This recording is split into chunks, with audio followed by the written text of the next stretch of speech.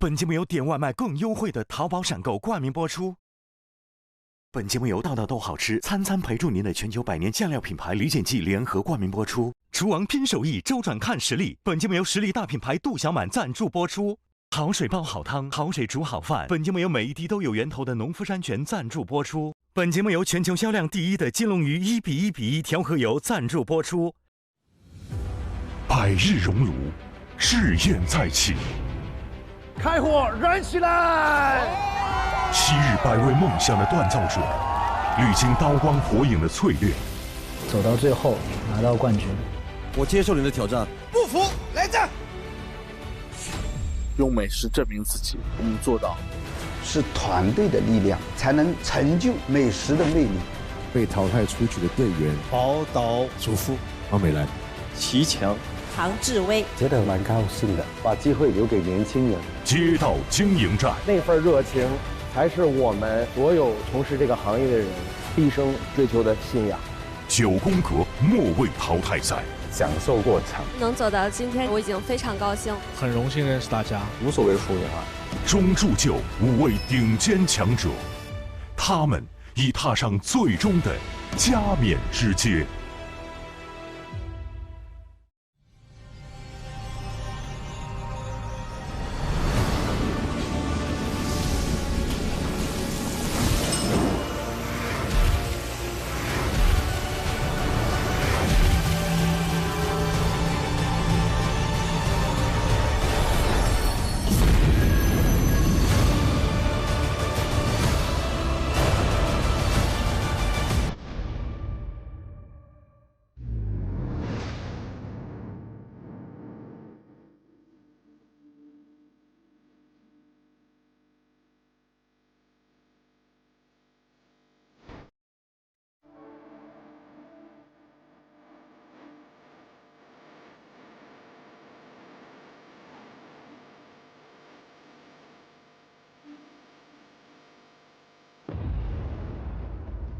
加冕时刻即将到来，有请总决赛5强。喜欢创新发明的川菜老姜徐孝宏，肯定有信心啊！源自于多场比赛当中，我觉得有点知己知彼。我觉得拿什么食材到我身上，我都能变化。准备好了，无所畏惧，一定拿冠军啊！用淮扬刀工雕刻出一道道国宴佳肴的陶晓东。对于下一步的总冠军，我是信心100倍。以女性视角诠释新派本帮菜的秦卓楠。这个环境的话，已经要去放空了，放下所有自己最擅长的内容，要有一种突破，去迎战最后的总决赛。用爆炒演绎新中餐的天才小胖张志成。特别开心，在这个地方做饭做了这么多期。在素厨中杀出重围的水产仙人，江湖食人鱼于宗义。江湖食人鱼是带着全村的希望。现在名字换成自己的名字了，我就是为了为自己而战了。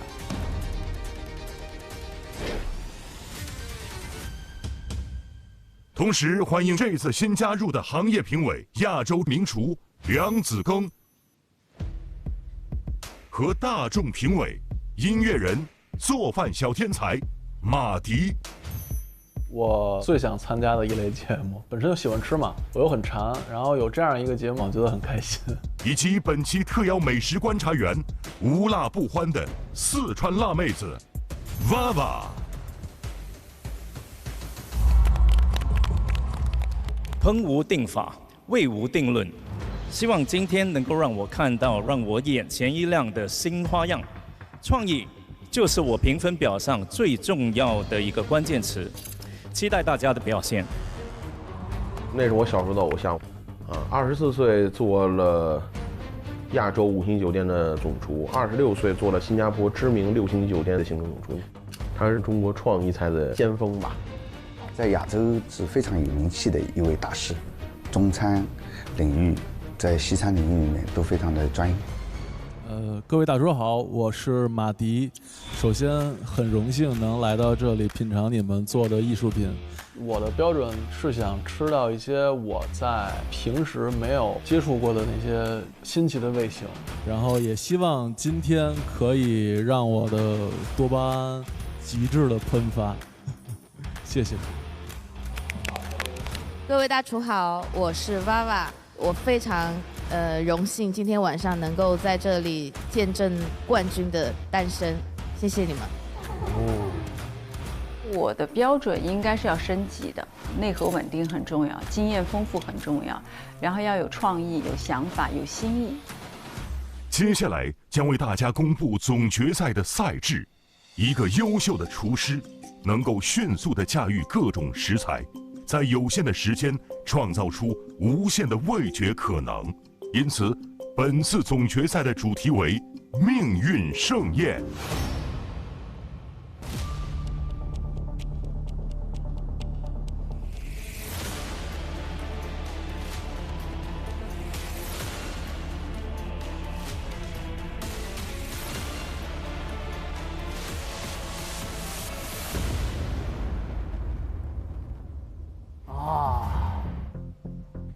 5位选手将在转盘随机转出的限制条件下进行烹饪制作，共计3轮，每一轮6位评审都会在现场品尝之后进行打分。3轮比拼结束后，将决出唯一厨王。刺激，有趣。从挑战自我的角度来说，这种方式是比较创新的。专业的厨师对自己的时间把控、装盆要求以及口味的定夺，这都是非常难的突破的关键。就临时的这种变化应对，然后怎么样去预估等等，蛮紧张的。在时间、在食材，然后在味型中，大家同步去做这样的菜品的话，对每一位选手来讲也是非常公平的。在不知道食材、不知道味型、不知道时间的情况之下，怎么样能够设计出你想要制作的这些菜品？我觉得应变能力是他们的一个很重要的靠山能力。第二个就是他的这个创新意识和创新思维。给你什么食材，你都能够通过自己的想法把它做出来，我觉得这就是厨王啊！请大众评审潘玮柏和美食观察员娃娃为选手们转动第1轮的转盘。那就开始喽，命运的安排哦，各位。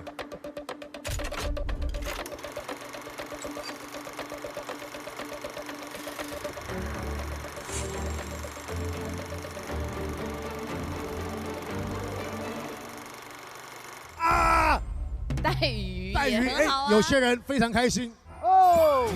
哎，有了，装带鱼的时候，江湖食人鱼不是盖的，虽然换名字了，但是鱼还在。江湖食人鱼特别开心，因为是鱼，是不是？我没有做过带鱼的菜，会有一点点难度吧。接下来是时间，时间也是个关键。时间是越长越好，对不对？当然嘛，对不对？来喽，来喽。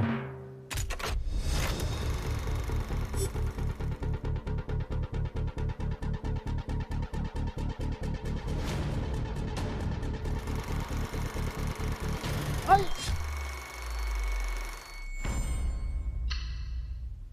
哇，45分钟！哇，这极限挑战啊！呀，45分钟压力比较大。对，你想把一道菜从初加工到什么东西都没有，去拿去找，然后把东西拿过来，时间比较紧凑了。如果一道菜足够烧入味的话，这个时间是很长的。我觉得对，就是师傅本身是一个很大的挑战。看大厨们的反应来说，我觉得可能不够。突然没有刚刚那个喜悦的，没错，程度没有高。最后是味型，徐老手选个麻的辣的哦。1、2、3。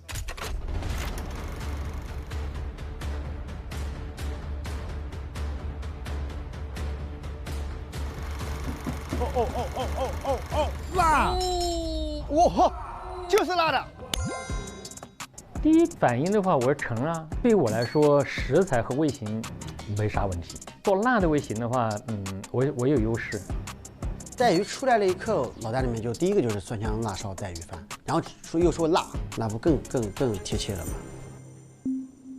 哎，有点难度哦，不是一般的难度哦。辣这个味型，你说淮扬菜的师傅来说，辣的味型不多。这种辛辣、大开大合的辣，可能淮扬菜处理的不是太多。没做过辣的带鱼，就觉得带鱼辣的不好吃。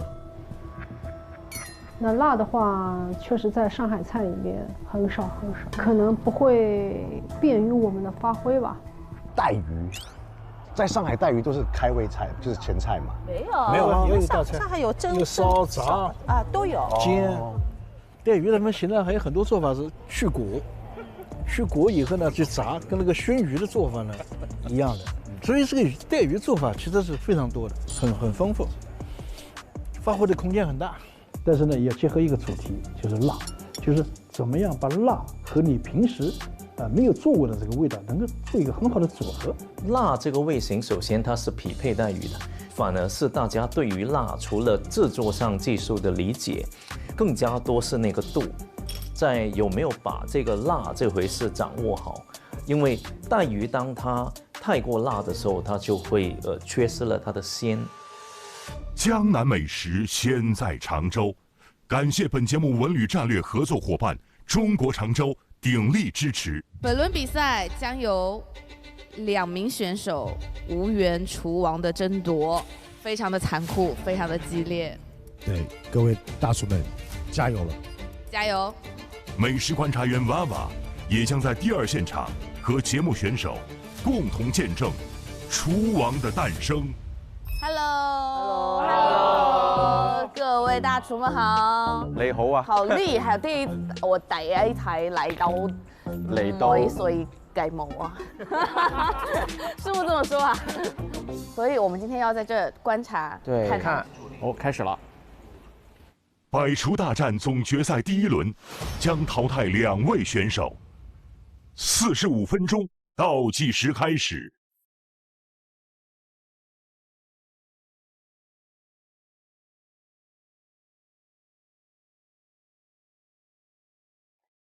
辣有很多种的辣，我们有香辣，川菜有麻辣，这里的辣呢，我们就体现出了一个蒜香的辣，这样的它辣就不会太过于猛烈，就会平衡一点。哎呦，我的大米在哪边了？我要做蒜香辣烧带鱼干码饭。子恩鱼，我觉得他拿了一包大米，是不是说想做大鱼饭啊？他本身给的题材就是辣嘛，那我做点香辣带鱼。这个菜本身是个家常味，只要有饭，我觉得没问题。蒸饭很好的一个选择，因为在45分钟时间啊，米饭时间是最长的。首先呢，我第一时间就把米蒸上。都做饭。东哥会不会做饭啊？我第一时间是想做的是带鱼煲仔饭，但是后来我看徐老师拿了米，我就否定了这个米的问题。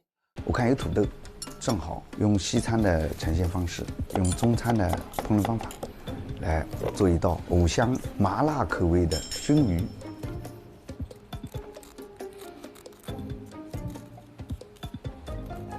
哇，这是在干嘛？他在处理什么？他在处理什么？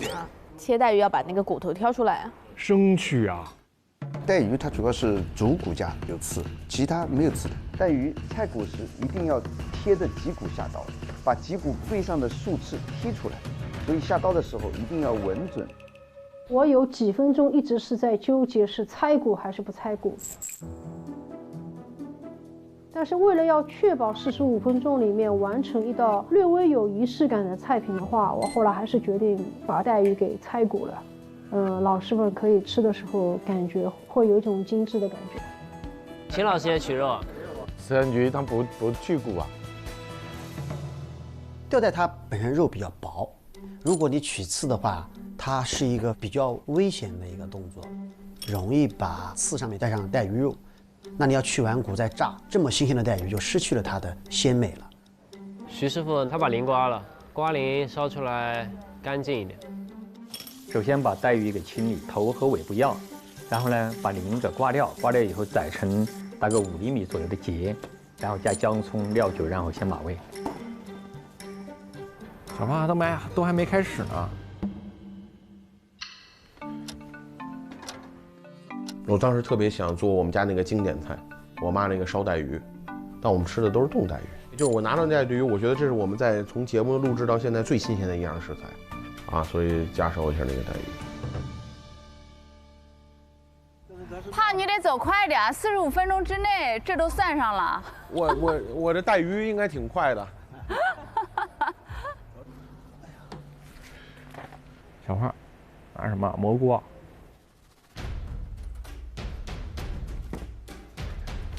拿到带鱼之后，我觉得带鱼比较新鲜，啊，所以呢还是没有做去鳞的处理。它鳞本身就有油脂，有那个鲜味在，蛮好吃的。然后呢，我们就切葱姜蒜备用。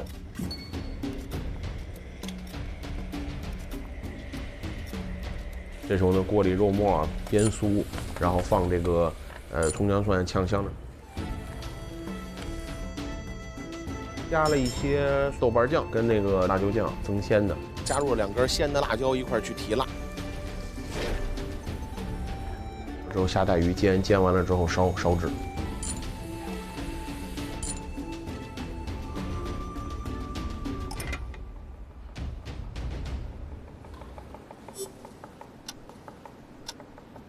在焖烧带鱼的时候，我在思考如何可以让带鱼的口感更鲜嫩丰富。我想到用糖来中和辣，但糖的口味又太单一。想了想，最终决定用醪糟来代替糖。最后师傅教完，我就醪糟增鲜，增加它的这个浓稠度，鲜一点、润一点，啊，味型丰富一点，有酒香了，回甘醇厚。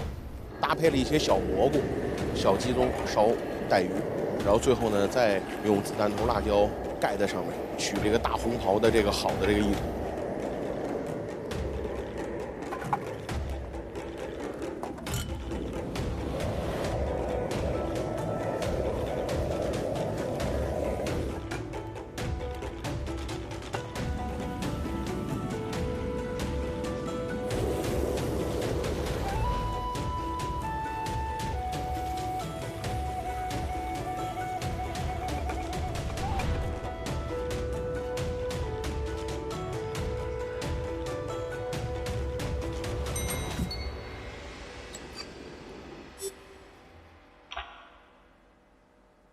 哦，小胖，哇，小胖还是厉害啊！厉害，可以厉害，先上，而且这个一定要第一个上，因为你全是辣呀。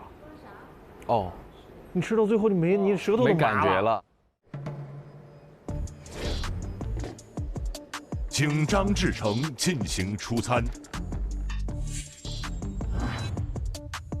哇，这个是红袍鸡枞加烧带鱼。好。吃的时候带鱼淋一点汁一块吃，说要带点酱汁儿，哇，这厉害了！各位评委好，那么今天呢抽中的第一轮食材呢是带鱼，这里面的甜味呢我用的是这个醪糟，简单的加烧，因为这45分钟时间可能带鱼的鲜嫩啊，这种感觉我觉得只有加烧才能做。这么嫩啊！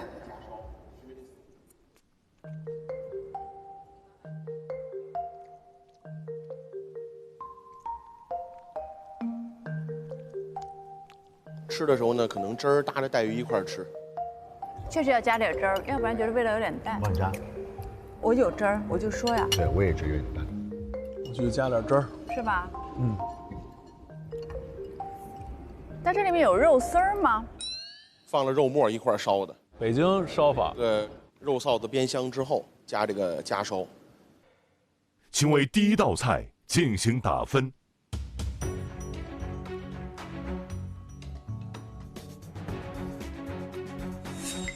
张志成，你的最终平均分是8.34，高还是低？高还是低？还可以，高了，不高吧？首先因为上菜的时候是一大盘，所以整个的视觉冲击力很棒，给人感觉特别有食欲。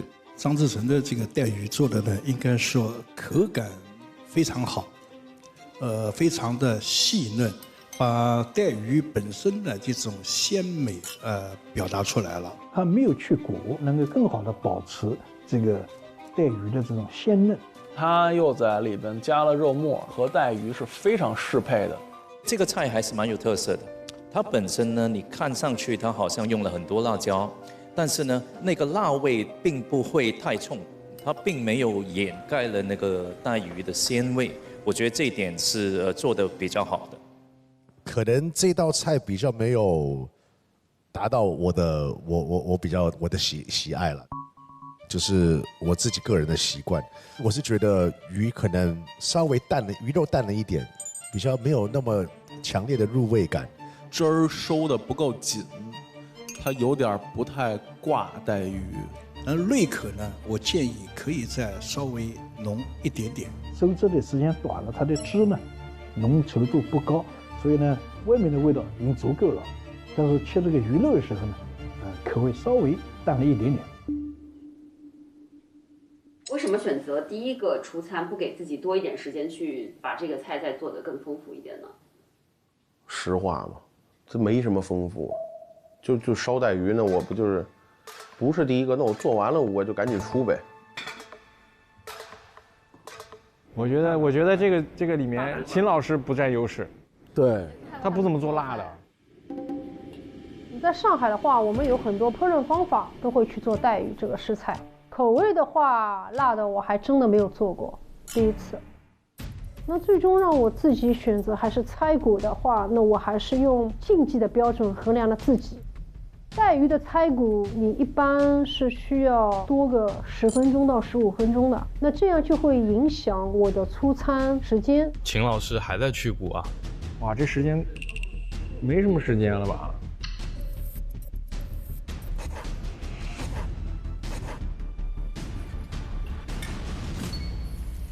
我开始炸了。带鱼其实它需要时间去把控它的肉质和鱼本身浆鲜的一个味道。这道菜品我可能会想到是一个炸烹的一个工艺。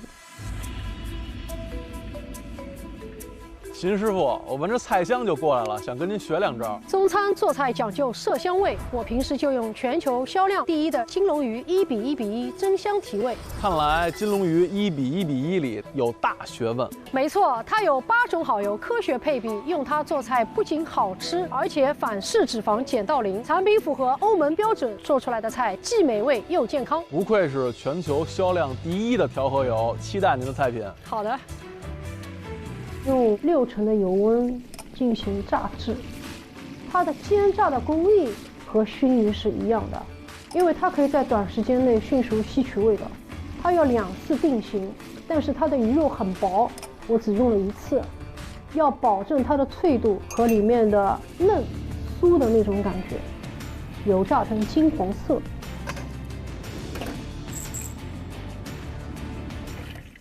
哇，现在才开始炒啊！时间好紧啊！在锅中会煸炒蒜末、葱花，放入辣椒酱做辣度的香和味型的调配，放入酒酿提取了一点甜度，加上少许的一点点盐和味精，30秒的时间急速收汁。接下来需要准备生粉、勾芡。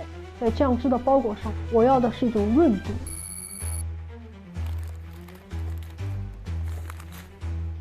哎，小鱼，你有看到过生粉吗？生粉在下面那边。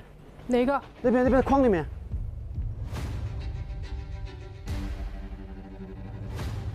哎，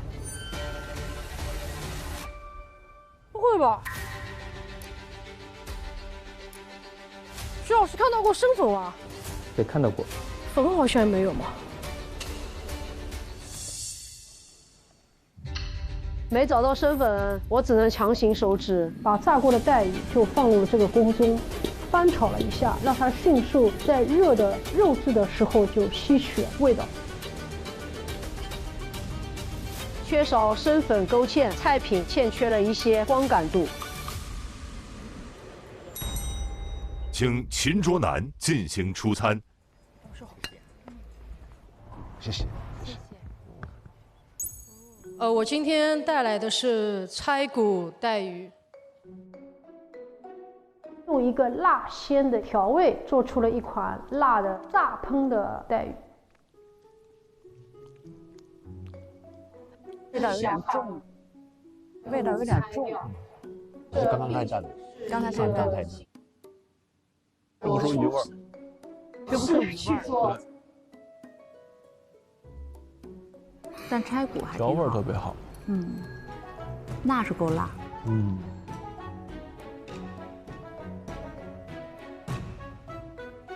请为第2道菜进行打分。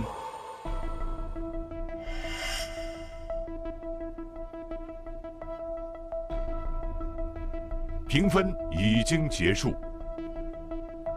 接下来我们要公布的是秦卓南的平均分，他的平均分是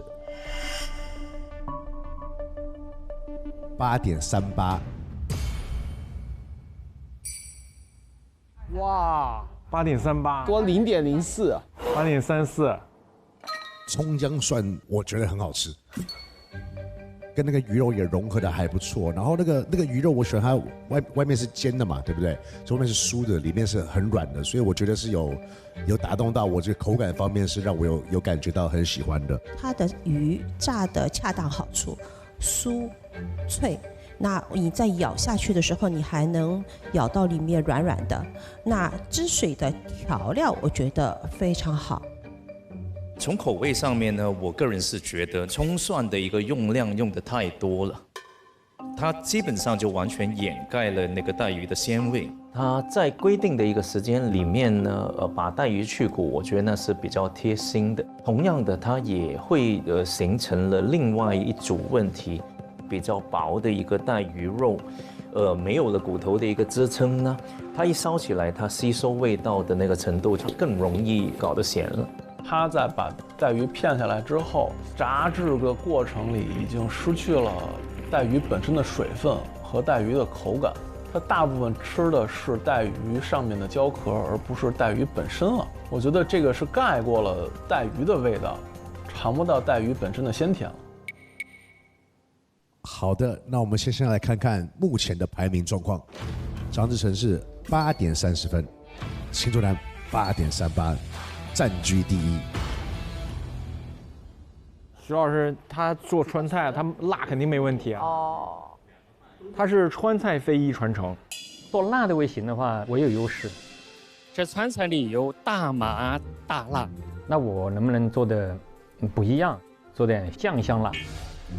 因为我觉得酱香辣没有那么烈，因为一般人对辣椒的理解有可能就是很爆很烈，但是在这么一个环境当中，我觉得要有层次的辣，柔和的辣，我觉得这是最重要的。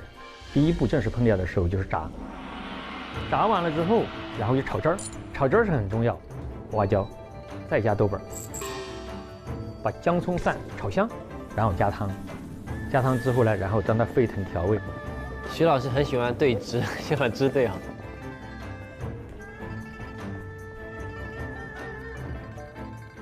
他还在找酱啊？那个徐老师很执着这个调酱汁的。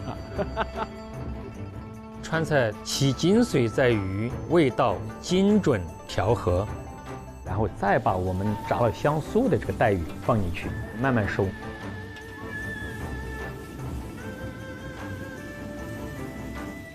相对是比较有锅气的菜。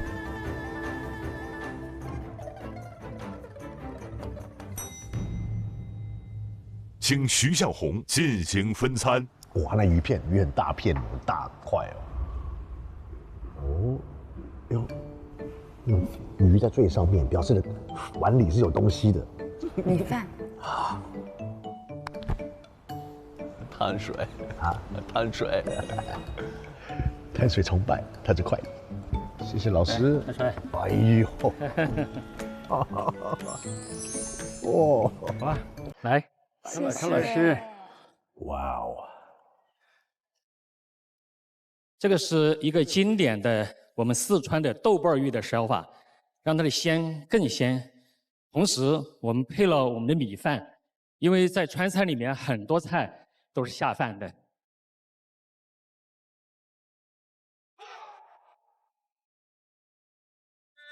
这饭都吃完了。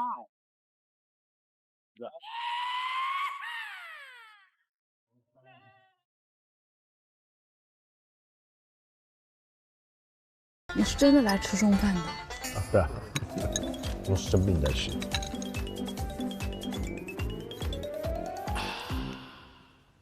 品尝完毕，请为第3道菜进行打分。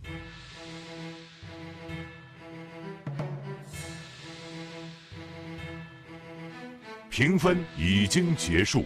于老师的平均分是，我觉得应该会8.5以上吧，这个有自信。8.87， 8.87，高了0.5分。这辣就是拿捏你，味道很柔和，辣、甜、咸，做得很平衡。炸完了以后，再加上酱烧，所以香味也比较突出，所以的味觉、香味和口感做到了一个很好的统一。我就是觉得这道菜非常好吃，它对辣、麻辣这个味型的拿捏太准确了。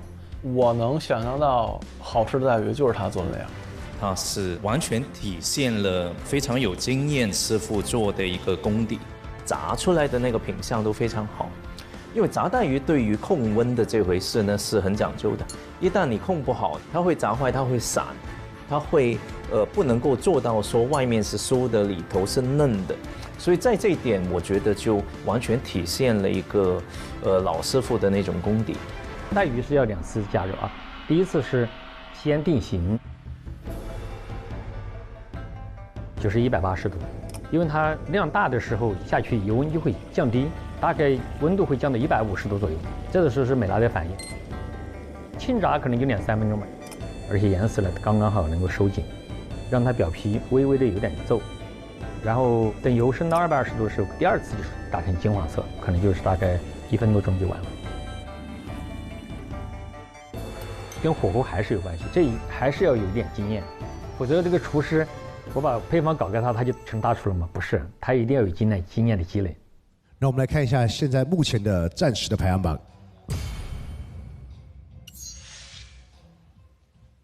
这味道太好了，就像遇到一个特别投缘的朋友一样。做菜呢，得找好食材撑着。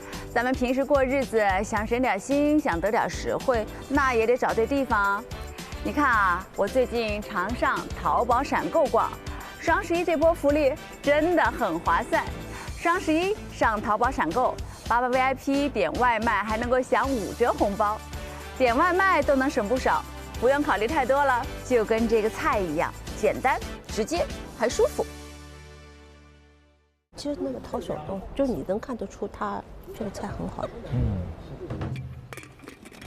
一直还是蛮看好它的淮扬菜那块，它的基本功非常扎实，菜品的味道非常好。它一直都会让人很有惊喜感，就是他做的饭就是好好吃啊。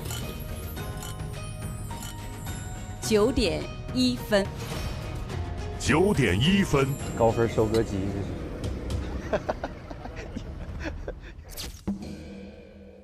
东哥做啥还没看出来。我用淮扬菜的酱烧的方法，在传统的五香熏鱼的基础上面，改用了去骨的带鱼。哦，这个来了，这个是什么意思？生敲他们应该叫。他给一下花刀，但是入味会入味一点。东哥的刀工还是很赏心悦目的，麦脆的感觉，让鱼肉呢充分的松软下来，加上葱姜汁，加上麻辣酱，让它腌制入味，然后用油去炸它，低油温养。高油温即可，最后用调好的酱汁来拌它，热于冷油。淮扬菜它本身就是非常平和的一个菜系，所以我选择了甜辣，用了红椒，看上去是辣的，实际上那个红椒不辣，有清鲜平和的鲜甜味，又有这种甜辣的效果。走到今天这个舞台，我相信我们舞台上面都做的是中餐，我要反其道行之。做一个西式一点的东西。我们很多餐厅都有西餐的，我除了冷菜没做过，其他西餐工作都很熟悉。加上椰香的土豆泥，中西合璧的菜肴，用世界的眼光来看待淮扬菜的发展。走西式的摆盘方式，融入了中餐的传统手工，有清鲜平和的鲜甜味，有土豆泥的椰香，更有鱼的鲜嫩，是一个中西合璧的菜肴。一道新菜就诞生了。经陶晓东进行分餐，小心烫，这算是漂亮饭。哇，意想不到。意想不到吧？陶老师发挥了一些创意吧，有点中西合并，有可能会比较风险一点，并没有办法能表现出他最拿手的一个风格。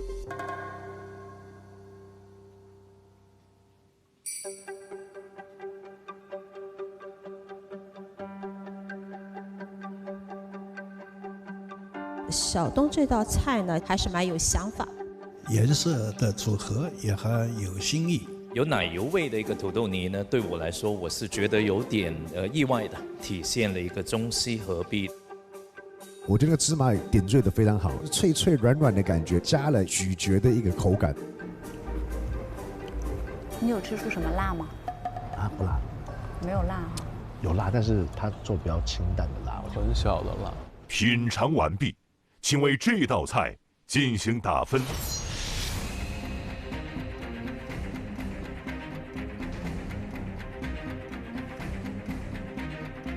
他这做的比较创新吧？对，他做个土豆泥。东哥能不能赢，就看评委们对创新菜品的接受程度了。陶晓东老师的平均分是8.27。好，那就这3种食材搭配起来没有这么和谐。单吃鱼它是咸的，它需要跟那个土豆泥在一块吃。奶油味的土豆泥，我觉得这个搭配呢，是一个败笔，它还不如老老实实搭配一口米饭。既然咱们选的味型是辣，要更能稍微再凸显出来一些。灯笼椒基本上它很多人把它当水果那样生吃的，所以它本身这个东西呢就不辣。可能想法有点多了，元素呢有点多，这带鱼的口味呢确实做的偏重了一点点。我觉得它不太像您的水准。在制作的过程当中还是有一点遗憾的，因为我们讲究的是咸鱼淡肉，确实可能挂汁的时候汁挂多了，因为挂的芝麻挂多了以后，这个口感上面它可能会重。这当然也是在过程当中要去掌握好的，选择西式表达、中式食材、传统工艺是没有错的。至于我们下一步怎么样把它融合得更好，我回去又再改良。他那土豆泥跟鱼不是特别适配。徐师傅那个好吃，徐师傅那个最好吃啊。源自自然的精华，才是本味之鲜。要尝出食材自己的味道，我选李锦记薄盐生抽。黄金地带的阳光，酿就独特的岁月鲜香。鲜薄1分会失神，盐重1毫会夺味。减盐味更鲜，让道道菜都好吃。李锦记薄盐，全国销量第1。有人问我，为什么我喜欢用天然水做菜？水和水不都差不多吗？一看，走地鸡和饲料鸡看起来差不多，走地鸡的鲜味来自自然中的味道，水也是一样的道理。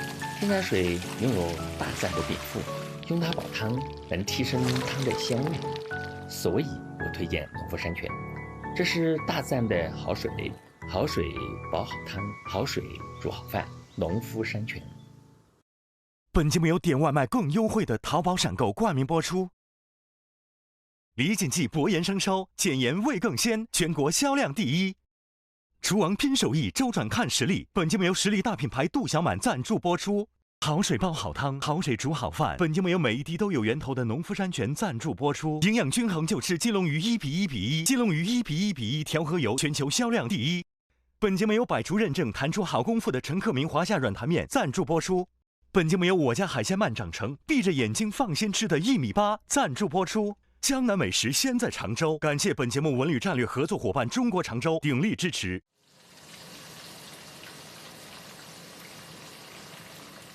今天跟徐老师撞菜了，徐老师做了一个川味的辣烧带鱼饭，我做了一个湘味的辣烧带鱼饭。江湖食人鱼不是盖的，我们餐厅做了一个辣烧带鱼干码饭，就是刚好今天也把它呈现出来。那个在我们餐厅的时候卖的也还不错，所以稳了。诉出的最后希望，人家一个人干他们所有人啊。我第一时间就把带鱼进行软炸，不要把它炸得太厉害，因为它食材比较新鲜，炸定型就可以了，这样能保持它的鲜香味。香味的辣烧带鱼饭，在这里呢，我们会用到的是辣椒，有辣椒酱，有干辣椒，每一个辣椒在这里面都有不同的作用。辣酱呢会起到它一些辣烧的一些香味，大蒜的加入就是把它这个辣更柔和一些。哇，这一看就很辣，这一看就很好吃。我不知道今天为什么我的舌头有点苦，尝菜的时候我觉得带鱼有点苦，就立马去到食材库里面。比赛时间还剩最后10分钟。新鲜的辣椒，拿了新鲜的辣椒、青椒，又拿了芹菜，煮一下。就是要把它的这个鲜香味再激发出来。第二次尝还是有点苦，它可能味道已经够了，但是我感觉它还差一些，所以我担心老师们会尝到它的苦。我喊小胖老师过来尝，怎么有点苦啊？苦不苦？不苦。但小胖老师说不苦，那我心又放心下来了，但是老师品尝完了之后，我才能收到最终的答案。这要那个收汁了，这应该就剩个5、6分钟了。比赛时间还剩最后5分钟。米饭呢蒸好之后，把它饭放到铁的一个盘子里面，然后把香辣的红油、辣油放到盘底。比赛时间还剩最后2分钟。时间好紧啊！进行煲仔炉小火的去给它焗一下，让它有点锅巴层次。一开始吃到的是米饭软糯，在后面吃到了锅巴的香。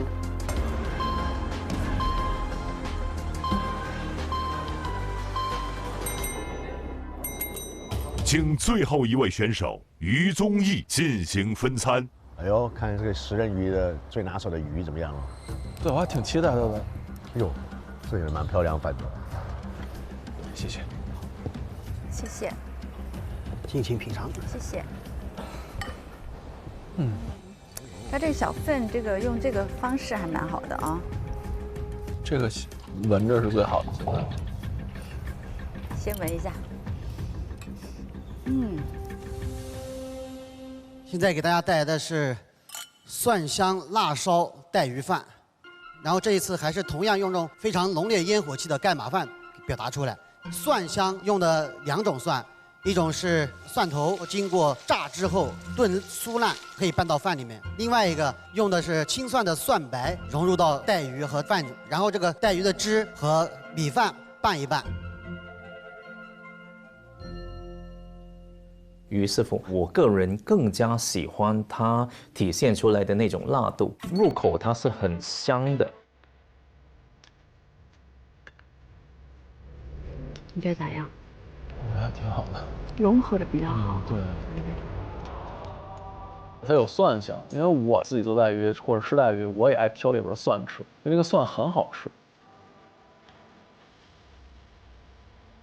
还有锅巴。这个我是用煲仔炉把饭底焗了一下，让它有一点锅巴。这个呈现还不错，对我来说，后面还要吃到锅巴，那是一个小加分的部分。吃完整个的感觉就是又辣又香又好吃。我就是有一个小疑问，您的那个酸是中间放的还是最后烹的那个醋？最后锅边醋。最后锅边醋，锅边醋没有把那个酸挥发的太完整，所以我吃到嘴里的时候，那个酸我就在考虑是您中间放的还是最后烹了的醋。最后喷的应该是火再可能再大一点，把那个醋酸再挥发一些。马蒂老师吃的很厉害，一场一场出来的。其实我们在中式烹调的当中呢，我们用的不是这个平底锅，我们用的是广锅。广锅呢，它就有锅沿，这里呢就没有办法去锅沿，所以它当时的醋呢，它喷到的不是锅边上的加汁里面了，所以它保留了一点点醋的酸味。我觉得有点遗憾的呢是那个青蒜，可以烧一点热油往上浇一下，因为我对着这个青蒜，我吃这个带鱼的时候呢，我反而觉得那个青蒜是成了主角，它就把你的带鱼盖过去了。请为第5位选手进行打分。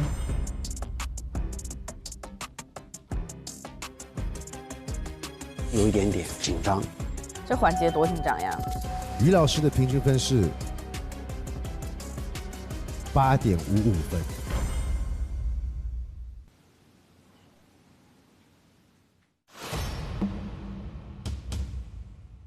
那目前小东老师的话就告一个段落了。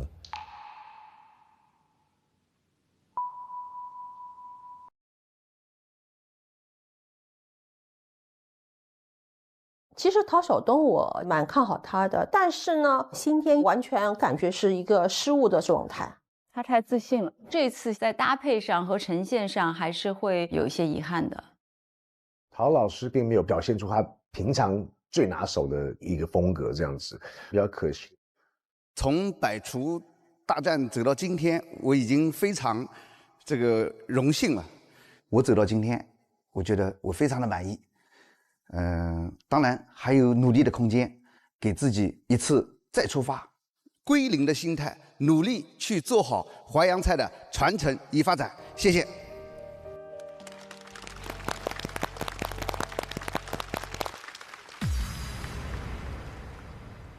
他就是代表淮扬菜。淮扬国宴大师陶晓东，这个都有刀客之称啊，淮扬一把刀。淮扬菜的刀工跟头发丝一样细，厉害厉害。一块豆腐15分钟搞定。刀工大哥一个人搞定了。我要在全网去表达我们淮扬的美食文化。传统淮扬菜当中有一个叫花江鱼丝，一般师傅是他复刻不了的。花江桂鱼两面黄，淮扬清汤珍珠圆。陶老师就做一道菜，他先写一首诗在这里。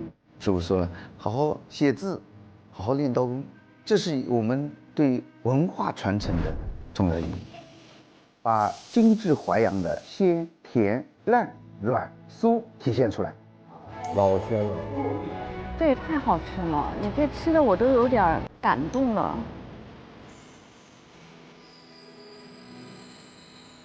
我相信你们年轻人力量肯定比他们要好。陶晓东老师就不像地海神针一样就去帮你解决它。我来给你们打下手啊！哎呦，可以的，我们家可以的。都是陶老师带领的好，选了个好领导。哎，继续努力。在这舞台上面，我收获了是技艺的传承、创新的融合、艺术的表达。在各位老师给我点评的过程当中，我又有一个新的出发。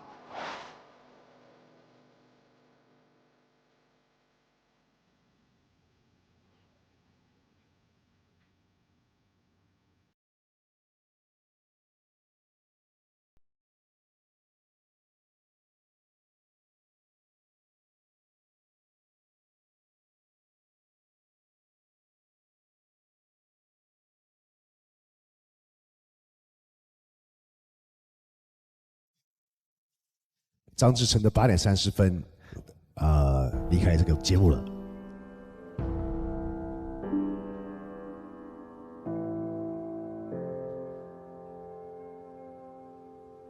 他是唯一一个把带鱼的鲜甜和它的细腻的那个嫩的口感带出来的，可惜，非常可惜。张志成这道菜其实也没有特别的失误，但是也没有特别的惊艳。张志成呢很有创意，应变能力呢特别强。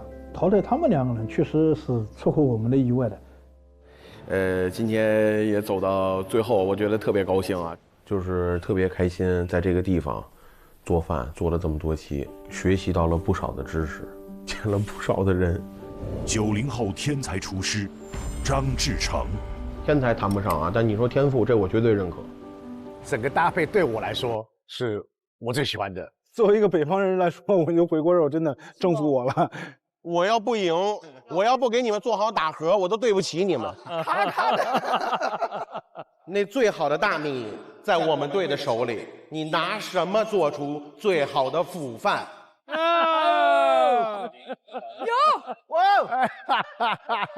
就做2道菜，可以啊，做2道菜可以。那么你拥抱一下我，来，过来抱抱我，没事儿啊。感动了，真的。张师傅经验和阅历就摆在这里，我自己这真的没有一点点的质疑。我觉得这个方案真的非常非常的棒。徐师，我接了。喂，你加油！我从小就在炒锅上待着，我炒菜那会儿是我最高兴的时候，那是我赖以生存的技能。这个菜全城大火，给他们带来一场 traditional 的中餐的一场秀。太猛了！能够在这个比赛场地能够用这种猛火炒的，我跟你说绝无仅有，不敢，绝无仅有。这里好香啊，这里啊！那我真在这时候听到这话太高兴了。做饭能诚不欺我，好好学做饭就是付出会有回报的那件事。像张志成这么年轻的，在技术方面能做到这么厉害的，是很不容易的。我是土生厨师吧，万千中的一员。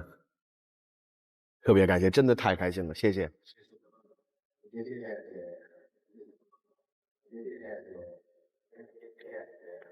不是滋味，因为一起这么久，我们3是交流时间最多的，蛮遗憾的。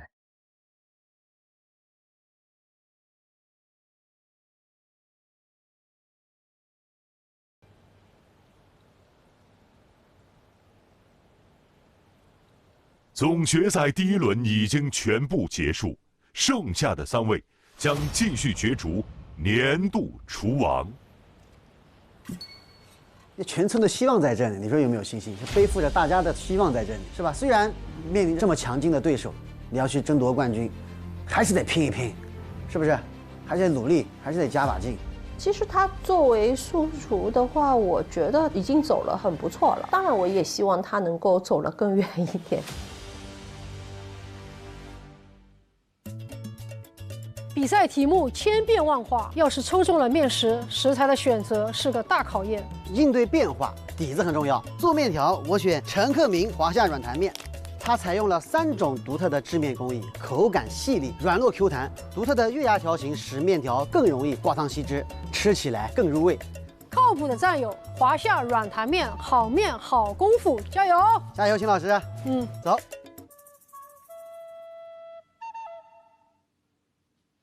有请娃娃进行第2轮的开题。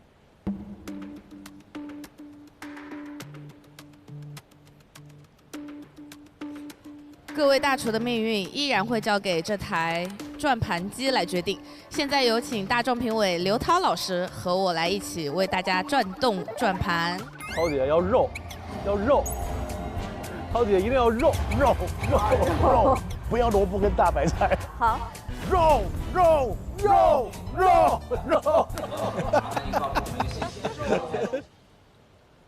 来。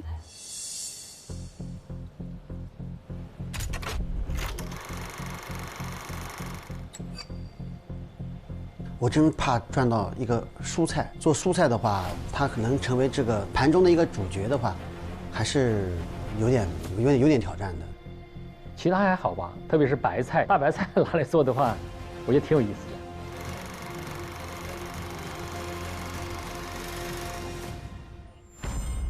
竹蛏，我蛏子真的非常的吃亏，烹饪它的时间你不能超过4分钟，你超过4分钟它就老了。有点担心，因为蛏子它首先要有去内脏，因为清不干净的话就有沙子。竹蛏这个食材我挺喜欢的，我们店都会做竹蛏的菜品。竹蛏行不行？喜不喜欢？马迪2手举赞，他喜欢，我喜欢。因为蛏子是一个很鲜美的食材，它的脆弹和它的鲜是非常突出的，而且这个季节刚好是吃蛏子，因为开海了嘛。我很期待。那我来转动一下时间。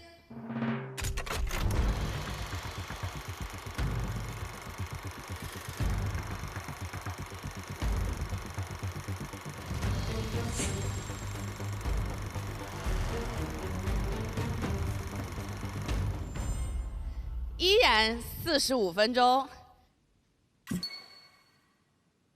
不过蛏子，我觉得那个时间还挺宽裕。不能。 3、2、1，千万不要是甜的，要是苦的就惨。反正不要苦的就好。我完全想不到怎么做酸。蛏子与酸味有点难，甜有点难。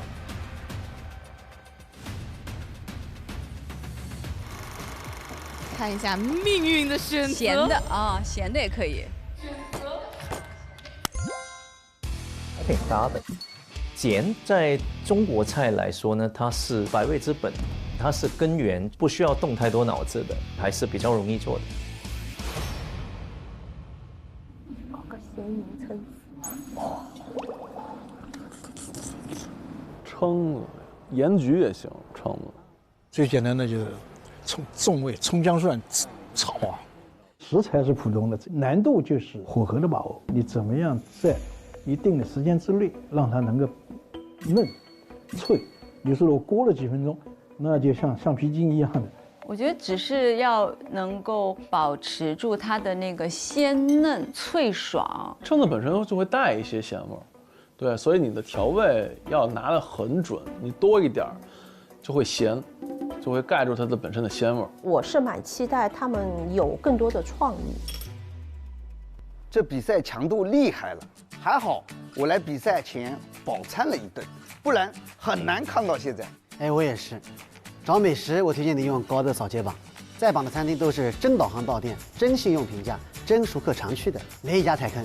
那巧了，我最近也在用这个高德扫街榜，据说10亿人用脚投票的真实榜单，更真更全的美食榜，还是得用高德扫街榜。那等比赛结束，我们约起来走。百厨大战总决赛第2轮，45分钟，倒计时开始。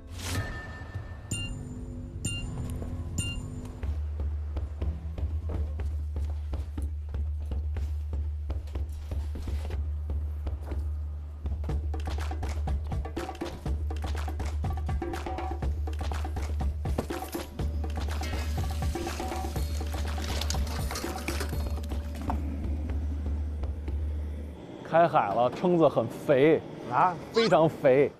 谁肥？不是说你啊，我也是奇怪，怎么突然人身攻击啊？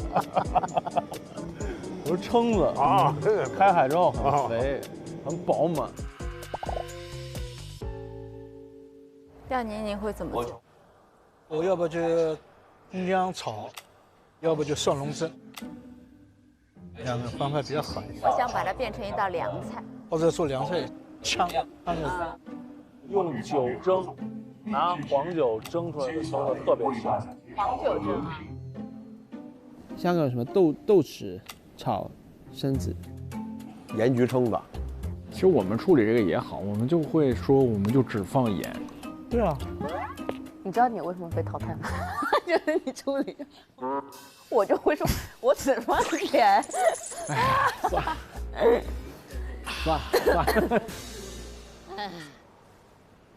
我觉得这个还得做出个不一样，不能太家常或者太就街边都能吃着那种哈。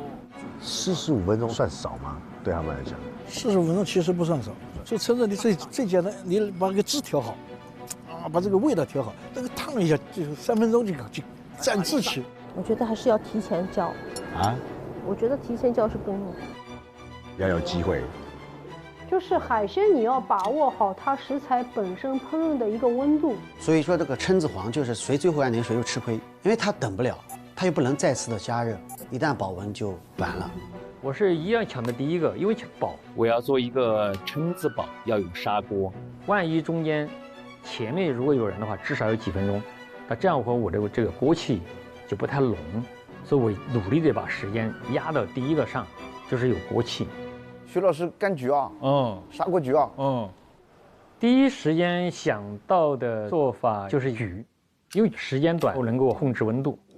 这个难的点的话，还是在于所有的准备工作的时间一定要紧凑，特别是在做蛏子的去内脏、去沙这个环节，本身就是很麻烦的事情。首先要把蛏子用开水给它捞一下，20秒钟左右，然后我们就开始清理它的内脏。蛏子的去内脏，本身就是很麻烦的事情。实际上这个菜的话，比较多的做粉丝焗虾啊，因为它的属性跟虾差不多。下面这个洋葱、姜要切成块，放在下面，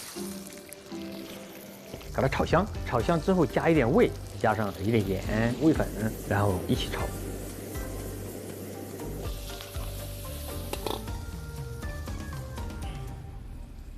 另外就是我们要准备煲仔里面的粉丝。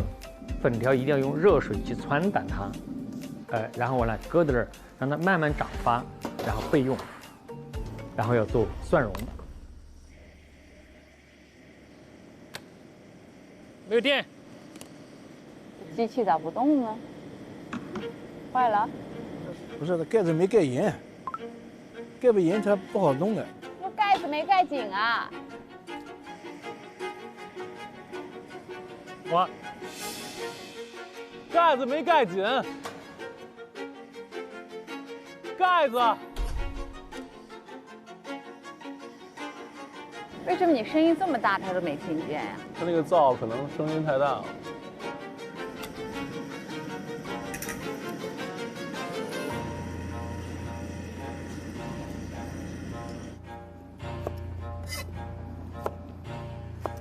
你打这个要把盖子盖紧，它才能开水。哎，你那盖子没盖紧，没盖紧啊，盖紧就好了。好，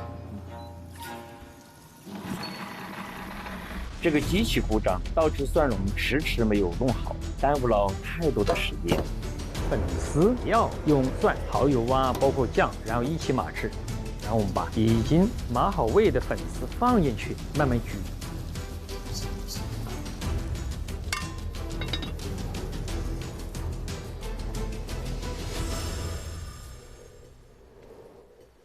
哦，这回又要撞，这边也用了粉丝。我又和徐老师撞菜了。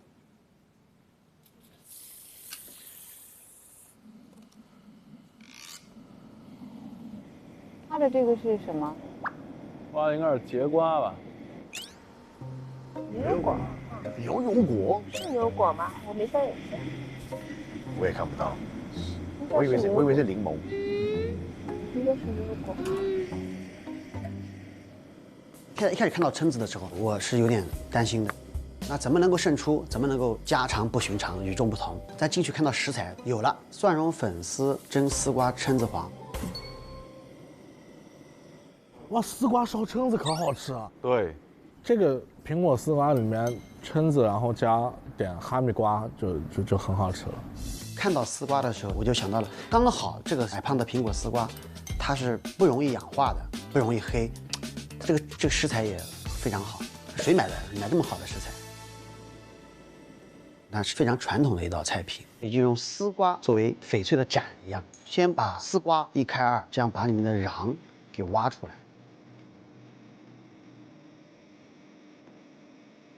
用开水放一点盐，这样子能够把它的碧绿颜色给它激发出来，再次放到冰水里去进行冰镇，那这样的翠绿的颜色就能够保持下来了。于哥这个想法可以的呀，他那个改成限量成做个盅，我把那个可能炒一下酱进去吧。把蛏子放丝瓜里。对，把蛏子首先要把它切断，调个味，抓鱼，放一点生粉，不但能够把咸鲜味保持住，而且还可能形成了一个保护膜，蒸出来就不会缩水。然后是我们把蒜蓉还有姜米高温的去炸，炸熟了之后香味激发出来，就是贡椒蒜蓉酱。那生鱼要早点上这个菜，第一个上。和泡好的粉丝，贡椒蒜蓉酱给它拌一下，给它抵口，然后垫到丝瓜底里面去。这是什么？我就知道炒什么牛奶啊。芙蓉炒蛏王，有这个菜吗？有这个菜，有这个菜，有这个。我也想问，我也想问这个。芙蓉炒蛏子。这道菜不光是呈现炒蛏子的一个概念，跟它拼配的辅食材一定要跟它的口感要完全的融合，所以我选择了丝滑的芙蓉。芙蓉是一种烹饪的工艺，蛋清里面会有加上牛奶、底盐和水淀粉做充分融合，在低温下让它有一个胀发丝滑的质地的呈现。那这个油温是非常考究的，它也不能高，也不能太低，而且特别就是不能粘锅，一旦粘锅的话，就会有不一样的颜色。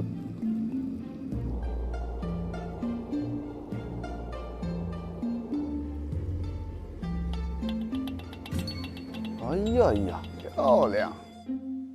距离结束还有5分钟，且再次提醒大家，比赛是根据各位的出餐顺序进行评价。估计都想第一个上菜哦。我要抓紧时间了。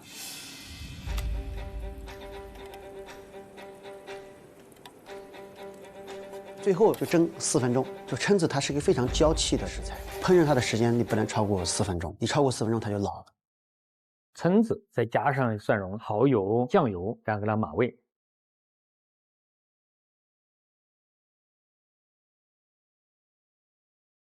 大概3分钟就起锅了。